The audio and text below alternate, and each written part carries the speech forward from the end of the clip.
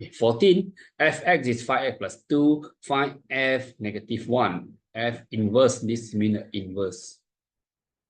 Okay, so first you let fx, let y equal to fx. So you get y equal to 5x plus 2. Then you solve for x. So you get y minus 2 equal to 5x. And x equal to y minus 2 over 5. Therefore, your inverse, now you put back, equal to x minus 2 over 5. You just exchange the x, the y, and the x.